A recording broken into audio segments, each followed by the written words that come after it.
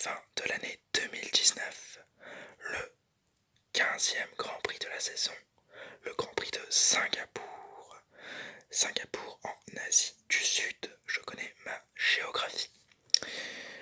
Pas d'événement majeur avant ce Grand Prix. On va directement passer aux essais. La FP1 ce week-end commence par un crash de Bottas qui peut nous montrer une faiblesse car c'est le plus proche concurrent d'Hamilton et donc on voit qu'il se crash en essai, peut-être qu'il pousse un peu trop sa voiture, ce qui n'est pas pour me déplaire parce que ça veut dire qu'il veut chercher Lewis Hamilton et faire mieux que lui, ou peut-être qu'à force de pousser cette voiture il stresse peut-être un peu trop et donc voilà, il part au crash. Comme souvent à Singapour, le fait que le circuit soit parsemé de bosses, parce que c'est un circuit urbain, urbain. Les monoplaces qui sont de plus en plus basses, donc leur fond plat touche de plus en plus le sol, créent une multitude d'étincelles, ce qui crée de très belles images, mais ce qui rend la piste très compliquée à pratiquer pour les pilotes, parce que ça leur demande énormément sur leurs conditions physiques. Je me rappelle du reportage de F1 qui était sorti sur la saison 2016 où Ocon fait ses premiers pas et on le voit avec son physiothérapeute mettre des bandages sur ses pieds pour éviter des ampoules, surtout à Singapour comme il disait, parce que c'est un circuit qui demande énormément au niveau du physique pour les pilotes. À part cela, les Ferrari testent un nouvel aileron avant. Leclerc a un problème avec sa voiture d'ailleurs, un problème moteur, mais il peut quand même rentrer au stand. Verstappen est en pneu soft et fait le meilleur temps de cette séance de FP1.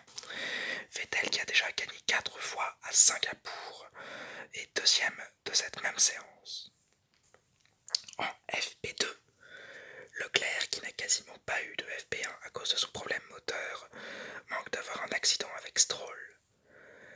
Les pilotes sont à fond, à l'image de Kimi Raikkonen qui survire dans le premier virage et de Kvyat qui manque de peu de finir dans le mur. Donc comme Bottas en FP1, ils sont vraiment à fond, ils veulent vraiment tirer le meilleur de leur monoplace. Albon casse son aileron avant car il n'a pas bien freiné. Hamilton qui lui est aussi sur 4 victoires à Singapour, tout comme Sebastian Vettel, fait le meilleur temps, talonné de près par Verstappen. À noter, comme au Grand Prix précédent en Italie, Hülkenberg fait 2 très bonnes séances de qualification. D'essais libres, excusez-moi. La FP3. Perez commence la session dans le mur, ce qui crève son pneu arrière droit. Kvyat a un problème moteur qui doit rapidement être réglé pour qu'il puisse prendre part à la qualification, qui a lieu quelques heures plus tard. Et Hamilton spin à la sortie des stands, un peu à la Romain Grosjean en Angleterre. Et il finit d'ailleurs tout de même second de la session. Pas comme Romain Grosjean en Angleterre. Et derrière Leclerc qui semble prêt pour la qualification. La qualification en Q1. Les Williams sont éliminés. Grosjean se rate et n'atteint pas la Q2. Donc dans le troisième secteur, il fait une petite erreur et donc ne peut pas atteindre la Q2. Dommage, étant donné que son coéquipier Magnussen atteint cette Q2. En Q2, les Alphas sont éliminés et les Renault confirment leur forme du moment avec un passage en Q3. En Q3, Vettel est très bon et prend la pole provisoire au premier passage. Leclerc, au deuxième passage, prend la pole pour la 3e fois d'affilée cette saison. Vettel, qui s'est raté sur son deuxième tour, rentre directement au stand. Il n'aura donc pas de deuxième temps. Et Hamilton s'intercale entre les 2 Ferrari. Je vais vous donner la grille de départ définitive, donc avec les pénalités et tout ce qui s'est passé.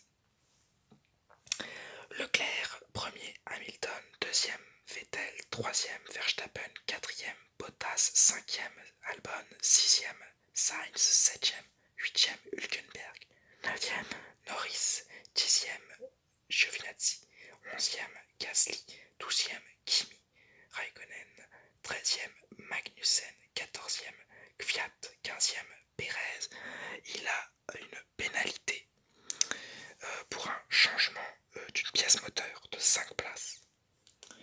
16e, Stroll, 17e, Grosjean, 18e, Russell, 19e, Kubica et 20e, Ricciardo qui a été disqualifié de cette séance de qualification pour une irrégularité moteur déclarée par la FIA. Donc il partira 20e. La course maintenant. Au début de la course, Leclerc prend un super départ. Petit accrochage pour Sainz au début avec Hülkenberg. Hamilton est à 1 seconde de Leclerc à la fin du premier tour. Donc vraiment, Leclerc prend ses distances. Sainz doit passer au stand pour donc ce petit accrochage qui lui a fait casser son aileron. Tour 10, Ricciardo plonge sur Kvyat et le dépasse d'une bien belle manière et Stroll en profite pour dépasser le Russe juste derrière, donc très beau mouvement de Stroll et de Ricciardo. Tour 20, Vettel tente l'undercut sur Hamilton, il est suivi par Verstappen au même tour et Leclerc un tour plus tard. Ce qu'il se passe au tour plus tard va faire alimenter les polémiques car quand Leclerc ressort, son coéquipier passe devant lui, preuve que l'undercut a été surpuissant parce que l'équipe Ferrari s'est défendue en disant qu'il ne pensait pas que l'undercut allait faire doubler le leader mais juste le second de la course. On en parlera un peu plus tard dans la vidéo. Les voitures sont très lentes en piste et Leclerc est énervé de cet undercut. On peut le comprendre, il était premier et la stratégie Ferrari a avantagé Vettel.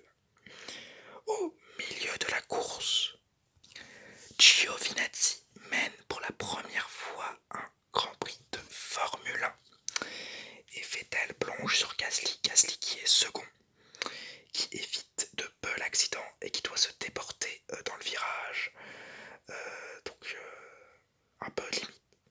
Tour 31, Vettel dépasse Giovinazzi et met fin à ses tours de bonheur. On espère que l'Italien en aura bien profité. Tour 34, Albon dépasse Giovinazzi, Ricciardo dépasse Giovinazzi, excusez-moi. Ricciardo, voulant faire de même, touche la voiture de l'Italien qui lui fait crever, ce qui lui fait crever son pneu arrière droit à Ricciardo. Donc on voit vraiment un Giovinazzi en perdition après avoir été doublé par Vettel. Tour 36, événement de course, Russell veut dépasser Grosjean. Le Français roule comme s'il n'avait pas vu le rookie anglais et l'entraîne involontairement dans le mur, provoquant une safety car. Ce qui va donc rapprocher toutes les voitures. Et donc à la relance de la safety car, tour 41, Vettel prend de l'avance sur Leclerc. Perez abandonne tour 30 pour un problème moteur. Voilà. Tour 43, juste avant, Stroll est passé au stand pour un problème avec l'aileron avant. Tour 48, bataille Ricciardo et Grosjean, remporté par le Français. Donc Ricciardo est en perdition. Tour 50, Kvyat arrive très rapidement sur Kimi Raikkonen qui lui tourne dessus. Accident et suspension cassée pour le Finlandais. Ce qui est très dommage étant donné qu'il faisait un plutôt bon Grand Prix. Kvyat reprend la course. Mais ce nouvel incident provoque une nouvelle safety car. Tour 61, après un super Grand Prix, Vettel remporte Singapour pour la 5e fois et mais il met fin à une période de plus d'1 an sans victoire en Grand Prix. Pour un grand champion comme lui, ça fait du bien, mais ça nous montre aussi une grande faiblesse cette année de ce pilote. Je vais vous donner la grille d'arrivée. Vettel premier, Leclerc second, doublé Ferrari. Verstappen troisième. 4e Hamilton, 5e Bottas, 6e Albon, 7e Norris, 8e Gasly, 9e Hülkenberg, 10e Giovinazzi, 11e Grosjean, 12e Sainz, 13e Stroll, 14e Ricciardo, 15e Kvyat, 16e Kubica, 17e Magnussen, 18e Raikkonen DNF, 19e Perez DNF, 20e Russell DNF. Je vais maintenant passer aux enseignements. Après ce bégaiement de l'extrême, mes enseignements sont que le circuit a été très lent. C'est le circuit avec le rythme de course le plus faible de l'année pour l'instant. Et je pense que ça le restera. Il le restera. Parce que je suis quasiment sûr qu'à Suzuka ou Grand Prix de Russie ou Grand Prix des États-Unis, Grand Prix du Brésil ou Abu Dhabi, le rythme de course ne pourra pas être aussi lent. Preuve que ce rythme de course a été très lent. Magnussen, donc dernier des gens qui ont été classés, a eu le meilleur temps. C'est vraiment que c'est plutôt, voilà, c'est vraiment pas rapide, avec une As, surtout finir, enfin être dernier, donc il a même pas le point de ce meilleur temps. Ensuite, je vais parler de cet undercut fait par Ferrari, qui est très discutable. Leclerc menait le Grand Prix. Il y a deux versions de voir les choses. Soit on est du côté de Leclerc et on pense que Ferrari a privilégié Vettel pour lui redonner de la confiance. Soit on est du côté de Vettel et on se dit que regardez le rythme de course, comment il a été mauvais. C'est normal qu'après un tour de pneus usés en plus, je puisse ressortir devant au stand. Donc ça va faire débat, c'est sûr. Mais pour moi, mon avis personnel, c'est le rythme de course était très lent. Ce qui peut expliquer cet undercut. À mon avis, les datas de Ferrari de toutes les voitures sont dans cette position. Et enfin, Vettel, le lion de Singapour, petit surnom que lui ont trouvé les journalistes et sa team après sa 5e victoire à ce Grand Prix qu'il affectionne particulièrement. Au temps où il était chez Red Bull, il a remporté 4 fois. Et voilà, donc bravo à Vettel pour son premier Grand Prix remporté de la saison. On se retrouve dans un petit mois pour la Grand Prix sur la Russie. Peut-être un peu moins qu'un petit mois, ça dépendra de mon envie de monter ma vidéo. Je vous souhaite une bonne nuit, j'espère vous avoir relaxé. Si vous avez des idées de vidéos, mettez-les moi en commentaire.